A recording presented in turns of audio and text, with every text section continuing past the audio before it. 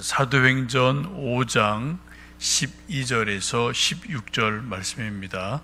신약성경 194면, 신약 194면, 사도행전 5장 12절에서 16절 말씀 함께 합독하십니다. 사도들의 손을 통하여 민간의 표적과 기사가 많이 일어나매 믿는 사람이 다 마음을 같이하여 솔로몬 행각에 모이고 그 나머지는 감히 그들과 상종하는 사람이 없으나 백성이 칭송하더라. 믿고 주께 나오는 자가 더 많으니 남녀의 큰 무리더라. 심지어 병든 사람을 메고 거리에 나가 침대와 요 위에 누이고 베드로가 지날 때에 혹 그의 그림자라도 누구에게 덮일까 바라고 예루살렘 부근의 수많은 사람들도 모여 병든 사람과 더러운 귀신에게 괴로움 받는 사람을 데리고 와서 더 나음을 얻으니라. 아멘. 초대 교회의 네 가지 특징을 든다면 성령이 충만한 교회다. 또 베드로, 요한 같은 사도들이 목회하던 교회였다. 또 한마음 한뜻이 되어서 서로 물건을, 경제를 유무상통하던 교회다. 또 네 번째는 표적과 기적이 많이 일어난 교회다라고 말씀드릴 수 있겠습니다. 초대 교회, 그런데 특징 중에 하나는, 또 하나가 빼놓을 수 없는 것이 핍박이 많았다라는 겁니다. 참 이상하죠? 성령이 충만하고 베드로 같은 위대한 사도들이 목회를 하는데도 그 초대 교회가 핍박을 많이 당합니다. 그래, 베드로 옥에 많이 갇히고요, 또 야고보 순교를 당하고요, 스데반 순교를 당하고요. 그리고 또 며칠 전에 본 것처럼 베드로와 요한이 안전뱅이를 일으키는 기적을 베풀고 사람들이 막 몰려들자 시기한 제사장과 관리들이 옥에 가두고 위협하는 그런 일들이 있음을 말씀 보았습니다. 자, 우리가 좀 이해하기 힘들죠? 어떻게 보면은 이율배반적으로 보입니다. 성령이 충만하고 베드로 같은 능력 있는 사도가 목회를 하는데 그의 핍박이 일어나요. 참 이상하죠? 힘들지만 우리가 꼭 기억하실 것은 성령 충만한 교회도 때때로 핍박이 있다라는 것을 여러분 기억하시면 좋겠습니다. 핍박 없는 것이 아니라 핍박이 있지만 어떻게 해요? 그것을 또 이겨나가게 해 주셨다. 또 여기에 이제 중요한 또 일이 있음을 보게 되죠. 오늘 함께 읽으셨던 사도행전 5장 12절에서 16절 말씀을 보시면 초대교회 특징 중에 하나인 표적, 기적, 치유가 많이 일어났다라는 것을 보게 됩니다. 5장 12절 말씀 다시 한번 말씀 읽습니다. 사도들의 손을 통하여 민간에 표적과 기사가 많이 일어나매 믿는 사람이 다 마음을 같이하여 솔로몬 행각에 모이고 라고 말씀합니다. 여기 보시면 표적이라는 말씀, 민간의 표적과 기사, 기적이 많이 일어났다라고 말씀하죠. 표적이라는 것은 이 기적이 일어났다는 걸 말하죠. 근데 그 기적 자체보다는 그 기적을 통해서 하나님이 뭔가 하시고 싶으신 뜻이 있다, 이런 것을 말할 때 흔히 성경에서 표적이다라는 단어를 씁니다. 요한복음 9장에 보시면 날 때부터 보지 못하던 사람, 장님으로 태어난 사람이 있었습니다. 이때 예수님이 이 사람을 고쳐 주셔요. 사람들이 엄청나게 놀라고 또 몰려들게 되죠. 근데 이것을 예수님이 눈 뜨게 해주신 것을 성경은 표적이다라고 말하는데 뭐 때문에요? 그 눈 고쳐주는 것 자체의 목적이 아니라 그런 놀라운 기적을 행함으로 하나님이 살아계시는구나, 하나님의 능력이 많으시구나 라는 것을 사람들에게 보여주시려고, 그런 놀라운 기적을 만들어 낼 때 성경은 그것을 흔히 표적이다라고 이제 쓴다는 거죠. 사도행전에도 보시면은 안진뱅이가 일어났습니다. 또 유무상통하는 기적이 일어나죠. 특별히 아나니아 삽비라가 갑자기 죽어요. 성경을 보시면 여러분, 죽을 병에 걸린 사람이 살아나는 것, 치유도 기적이고 표적이에요. 근데 갑자기 안 죽을 사람이 갑자기 죽는 것도 표적입니다. 아나니아 삽비라가 그런 예예요. 또 사도행전 쭉 보시면은 헤롯 왕이 갑자기 죽어요. 왕이. 왜요? 많은 사람들이 헤롯 왕에게 오, 신의 소리로다 하고 왕을 막 신이라고 막 칭찬을 하니까 왕이 거들먹거리고 오, 내가 왕이지, 내가 하나님이지, 신이지라고 거들먹거리는 일이 일어나요. 그러다가 며칠 있다 갑자기 왕이, 쌩쌩하던 왕이 갑자기 죽습니다. 이것도 하나님 하시는 표적이라는 거예요. 하여튼 성경에 수많은 표적이 일어나게 되는데, 오늘도 수많은 사람들이 병 치유되고 또 뭐 귀신이 쫓겨나가고, 심지어 사람들이 이제 병자들을 데리고 와서 길가에 눕혀놓고 침대 놓고 또 매트리스 깔아놓고 병자들 쭉 놓으면 베드로가 걸어가다가 그림자가 이렇게 쓱 스치기만 해도 병자들이 일어났다, 고쳐졌다라는 기가 막힌 표적과 기적이 있음을 성경은 오늘 말씀을 합니다. 또 오늘 12절 말씀에 중요한 말씀이 그 말씀이죠. 앞에 보시면은 사도들의 소원을 통하여 민간의 표적과 기사가 많이 일어났다. 누구를 통해서요? 사도들의 소원을 통해서 표적과 기사가 일어났다라고 성경은 말씀합니다.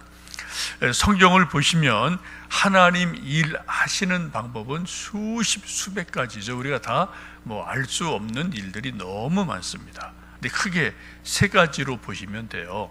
첫 번째는 하나님이 직접 일하실 때가 있어요. 그렇죠? 하나님이 말씀을 통해든 뭐 우리가 모르는 어떤 일들 중에서 하나님이 직접 일하시는 일들이 참 많습니다. 두 번째는 자연이나 사건을 통해서 일하십니다. 하나님 만드신 자연을 통해서 비를 주시고, 때로 가뭄을 주시고, 때로 풍년을 주시고, 뭐 아침이 되고 저녁이 되고, 하나님이 늘 자연 통해서 지금도 일하고 계시죠.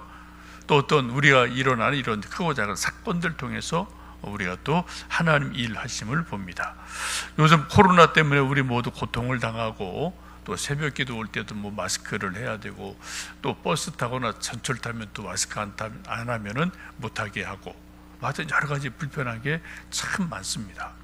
잡힐 때 타도 안 잡히고, 하여튼 이런 일이 계속 반복이 뭐 세계적으로 되고 있는데, 분명한 것은 코로나를 통해서 하나님이 뭔가 지금 일하고 계신 거예요. 그러죠? 이게 우연히 일어나고는 절대 아니라는 겁니다. 그렇죠? 사람들은, 많은 사람은 저거 박지탕 때문에 그래, 또 뭐 때문에 그래, 뭐 때문에 그래, 그렇게 말하지만 그런 건 하나의 현상들이에요. 분명한 것은 하나님이 지금 코로나를 통해 전 세계 인류 온 인간들에게, 특별히 믿는 이들에게 뭔가 일하고 계심을 지금 보여주시는 거예요. 또 우리가 이제 이걸 어떻게 해석을 하고 어떻게 알아채느냐, 우리가 어떻게 또 하나님께 어떻게 하느냐, 이게 이제 아주 중요한 일인데, 또 이것도 이제 뭐 해석이 각자 다르고 주목구구가 있고 또 성경적인 바른 해석이 있고 여러 가지가 있겠죠. 어쨌든 코로나가 우리가 빨리 좀 진정되기를 기도하고 힘쓰고 있지만, 하나님이 뭔가 일하고 계신다. 자연과 사건이라는 거죠. 지금 일하고 계신다. 세 번째는 사람을 통해 일하십니다. 오늘 본문에 있는 것처럼 사도들의 소원을 통해서 민간의 많은 백성들에게 표적과 기사를 많이 일어나게 했다 라고 말씀을 하십니다. 병자를 고치고 귀신 들린 자가 떠나고 괴로움 받는 사람이 치유되고 하는 놀라운 일들이 일어납니다. 하나님은 지금도 동일하게 일하십니다. 하나님이 직접 일하실 때가 있고 지금도 뭔가 일하시죠. 예수님 말씀하신 것처럼 아버지께서 일하시니 나도 일한다 라고 예수님도 이렇게 말씀하지 않습니까? 또 지금 우리가 자연 통해 이런저런 사건 통해 우리에게 말씀하세요. 근데 중요한 것은 오늘 말씀에서 보는 것처럼 하나님은 사람의 손을 통해서 일하신다라는 것을 꼭 기억하시면 좋겠습니다. 지금도 하나님은 우리 손을 통해서 일하셔요. 집에서 엄마들의 손을 통해서 음식을 만들고 온 식구가 하루 세끼 건강하게 밥 먹고 또 일상생활을 합니다. 학교 가면은 교수님, 선생님들의 손을 통해서 학생들이 공부를 배워요. 그래서 성장한 사람이 되고 지혜로운 사람이 됩니다. 우리 길거리 가면은 버스 운전사, 택시 운전사 손을 통해서 우리가 또 어디를 가고 또 비행기 타고 또 외국을 나가요. 사람의 손을 활용하시는 거죠. 또 청소하는 아저씨들의 손을 통해서 거리가 깨끗해져요. 교회도 마찬가지죠. 주방을 섬기는 우리 권사님, 집사님들의 손을 통해서 교인들이 밥을 먹고 또 청소하는 손길 통해서 교회가 깨끗해지고 또 교회학교 선생님들 손을 통해서 우리 또 아이들이 말씀을 배우고 또 피아노 치는 우리 선생님 손을 통해서 우리가 찬송을 부르고 우리가 또 이런저런 기도할 때 우리 기도하는 손을 통해서 하나님이 또 이런저런 은혜를 주시기도 합니다.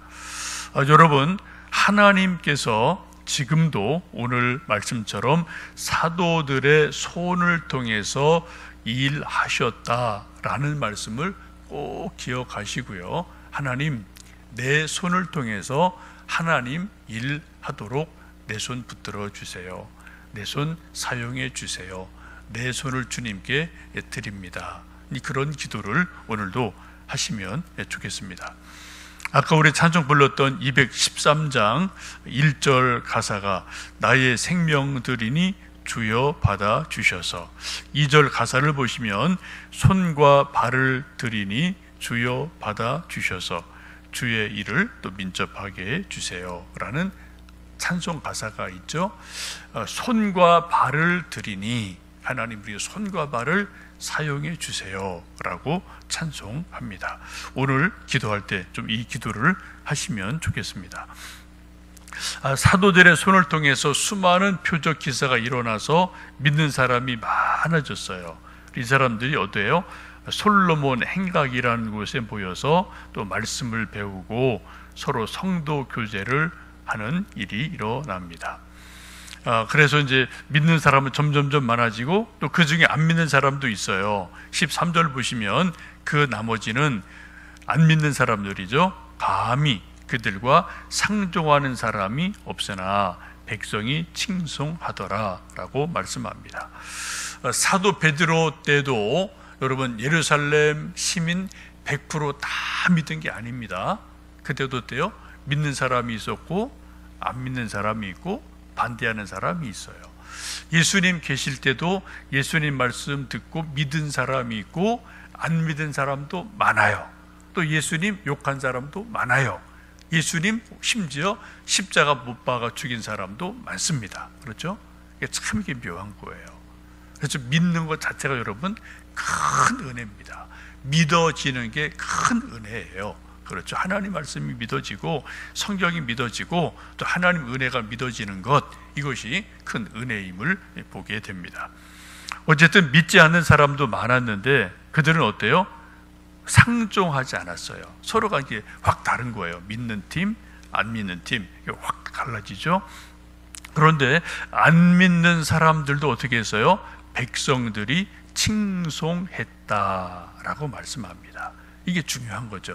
믿지 않는 사람들도 베드로와 요한과 많은 믿는 사람들 보고 저 사람들 우리보다 낫네, 뭐 서로 뭐 물건 통용하고 뭐 착하게 살고 뭐 서로 세상에 소금이 되고 빛이 되고 뭔가 훌륭하네라고 믿지 않는 사람들이, 백성들이 믿는 사람들을 칭송했어요. 이게 아주 중요한 거죠. 그래서 세상에 소금이 되고 빛이 됐습니다. 요즘 우리가 이제 한국 교회가 고민하는 게 이 지점이죠. 한국 교회가 사실은 잘하는 일이 훨씬 많습니다. 근데 뭐 100 중에 한 90개 잘한다면 뭐 한 10개 뭐 사람들 모임이기 때문에 실수할 수 있고 잘못할 것 뭐 분명히 뭐 없지 않아 있겠죠. 근데 세상에서는 잘하는 거는 칭찬을 안 해줘요. 한두 개, 두세 가지 잘못하면 그거를 꼭 집어서 얘기를 해요. 교회가, 목자가, 장로가, 집사가 뭐 그런 얘기를 꼭 집어서 얘기하죠. 또 뭐 신문 방송에 막 달라들어서 또 그런 거를 이제 매스컴에서 또 때리는 일들이 아주 많지 않습니까? 그런데 오늘 말씀 보시면 믿지 않는 백성들도 칭송을 했다라는 말씀입니다. 이것을 이제 쉽게 말씀드리면 좋은 교회, 좋은 성도들은 불신자보다 도덕적 수준이 높아야 된다는 겁니다. 능력 있는 것은 기본이고요.